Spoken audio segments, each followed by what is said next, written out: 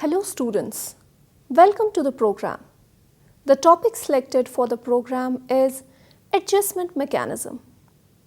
The objectives set for this program are to understand what an adjustment mechanism is, to know about the defensive mechanism and the escapist mechanism, and to understand different types of adjustment mechanisms with the help of examples.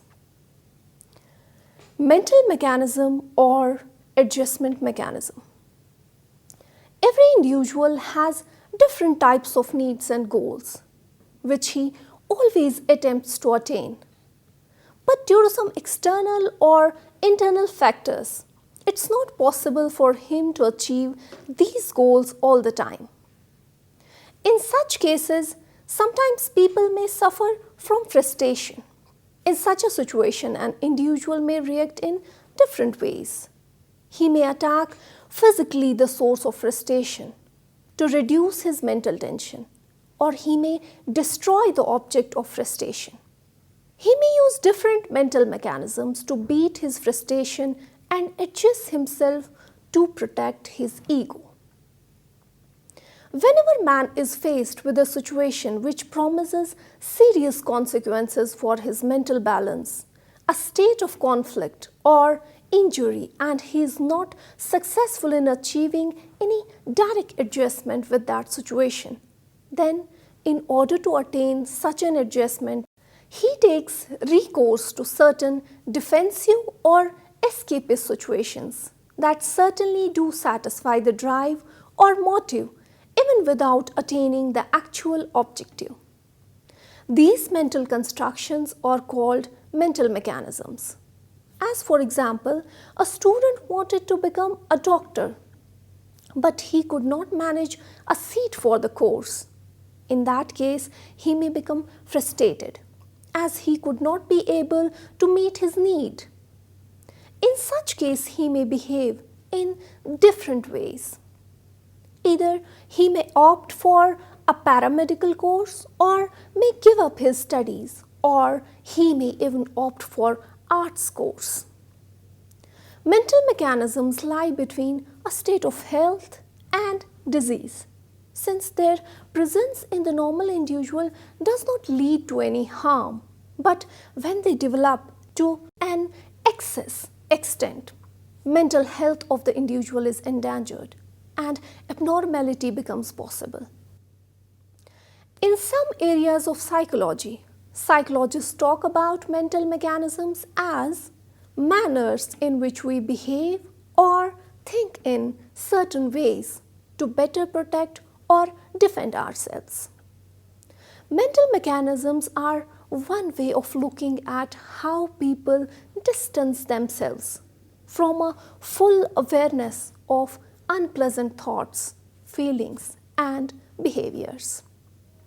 Sigmund Freud was one of the first proponents of this construct. Mental mechanism may result in healthy or unhealthy consequences, depending on the circumstances and frequency the mechanism is used. In Freudian psychoanalytic theory, mental mechanisms are psychological strategies brought into play by the unconscious mind to manipulate, deny, or distort reality in order to defend against feelings of anxiety and unacceptable impulses to maintain one's self-schema. All the mental mechanisms can be divided into two categories: the defensive mechanism and the escapist mechanism. Defense mechanisms are usually unconscious mental mechanisms by which psychic tension is diminished.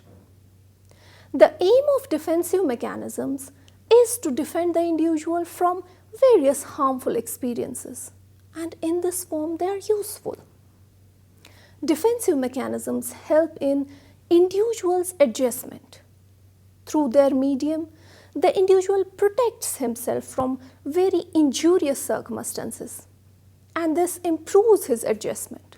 On the other hand, escapist mental mechanism has for its object the evasion of all circumstances and experiences that can pain or harm the individual. So the individual is prevented from experiencing much pain, but because he runs away from the situation, he sometimes falls prey to mental abnormality. Escapist mental mechanism only serves to hinder the adjustment sought to be established through them. An ego defense mechanism becomes pathological only when its persistent use leads to maladaptive behavior, such that the physical or mental health of individual is adversely affected. Dear students, the list of mental mechanism is huge and there is no theoretical consensus on the exact number. The Journal of Personality published a special issue on mental mechanisms in 1998. Anna Freud, 1936, enumerated 10 mental mechanisms that appear in the work of Sigmund Freud. Both Anna Freud and her famous father, Sigmund Freud, studied mental mechanisms, but Anna spent more of her time and research on 5 main mechanisms. They are repression, regression, projection, reaction formation, and sublimation. Let us now try to understand some of the common mental mechanisms, both escapist and defensive, one by one in detail. Number first, fantasy. This is imagining of events which have not taken place or circumstances which do not exist as if they are doing or have done so. Fantasies become mental mechanisms when people subconsciously employ them as a source of pleasure and comfort for reducing the mental tension caused by wishes that cannot be realized or other problems that can't be dealt with. It's a very common mental mechanism in children and in immature people, that is, people who still behave more like children, and in schizophrenia. Hungry men dreaming of food is an example of fantasy. Fantasy is sometimes taken as synonymous to daydreaming. Daydream may be of 2 types. First, conquering hero type. In this type of daydream, the individual sees himself as confident and successful in all fields. For example, a person may see himself as a great musician who can make the audience spellbound. Second is suffering hero type. In this type of daydream, an individual develops sympathy for himself only.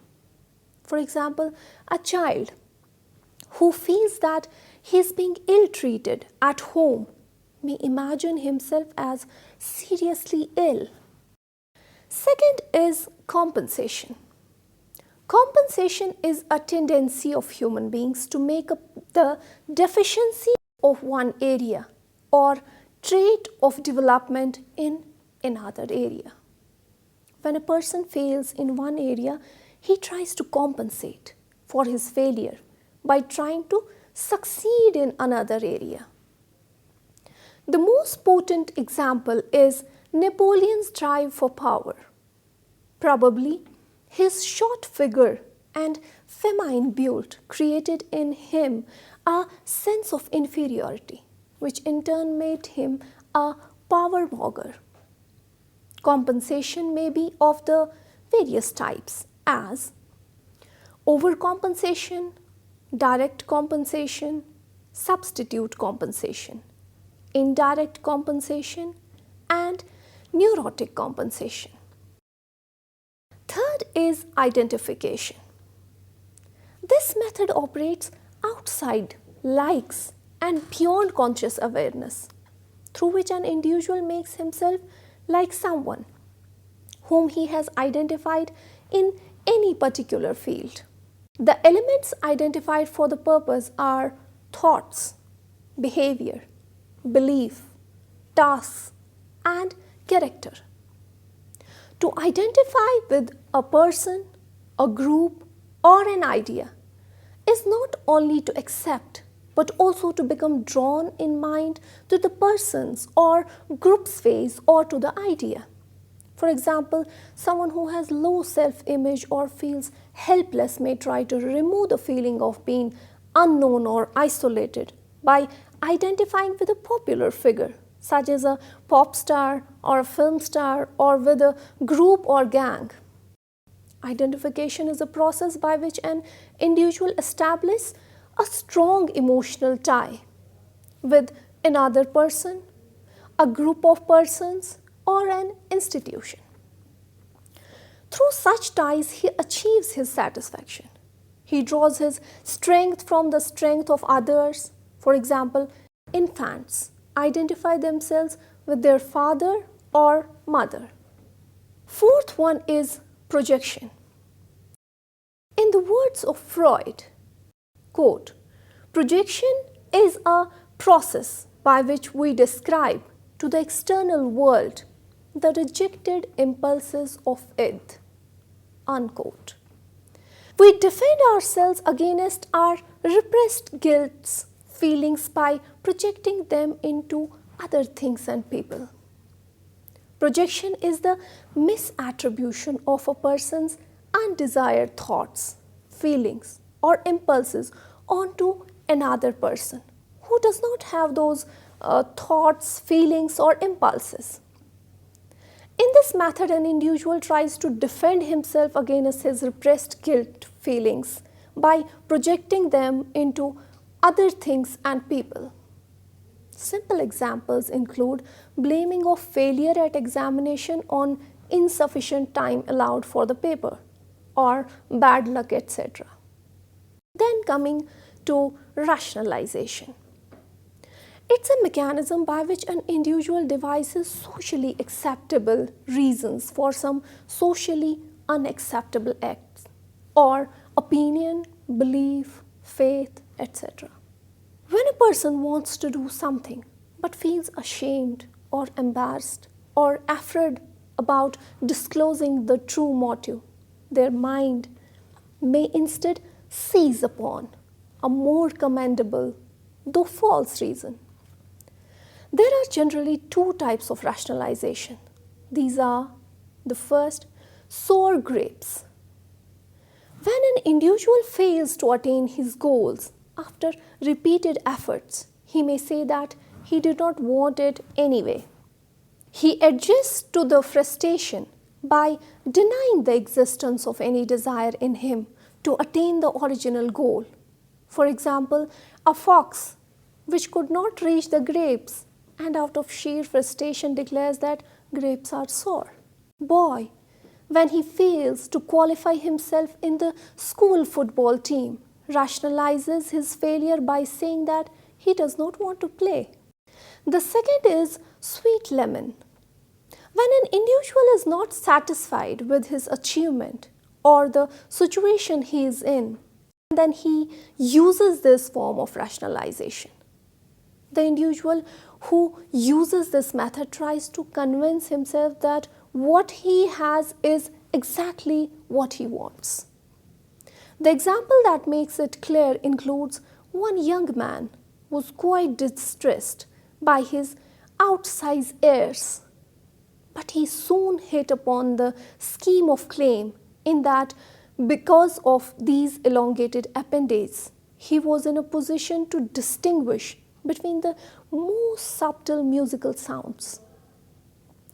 On the basis of this rationalization, however, he claimed to the extreme of taking training in music and succeeded in becoming a music teacher. Number 6 is withdrawal. Whenever an individual suspects that he is likely to be criticized, ridiculed, or disgraced on account of some prior unfortunate experience or failure, he resorts to what is known as withdrawal. This tendency of withdrawal is to be seen in the form of a shy, solitude, loving and frightened nature. Burheim, in his book, The Normal Mind, has elucidated the condition of pseudo-feeble-mindedness in his example of very strong withdrawal. Such a state is less to be seen among adults than among youngsters. It's most often seen in weak individuals, and the policy that they adopt is that nothing attempted, nothing done can't win them any punishment or criticism and frustration, as they do not take any interest in their work and do their best to avoid it. Then seventh is selective forgetting. One simple method of avoiding the pain of distressing circumstances is forgetting them. This forgetting is selective. Experiments have proved that painful experiences are forgotten sooner than soothing and pleasurable experiences. And usually we forget the promises that we do not want to remember or fulfill. Selective forgetting has three types: suppression, repression, and inhibition. Then eighth one is negativism. Many children manifest the tendency to do the precise opposite of anything that they have been directed to do. Whenever some of the desires of such children are thwarted, then they become obstinate, aggressive, and violent. They take to writing on the floor and are often ready to fight. They show a very great inclination to impose upon others, and in adult life give signs of very strong determination and obstinacy of a high order, not being very tractable. One very usual form of behavior in such persons is thinking themselves superior to the colleagues and the constant endeavor to prove this superiority. The ninth is sublimation. The process of detaching the power of inspiration from its normal object to the achievement of a higher aim is called sublimation.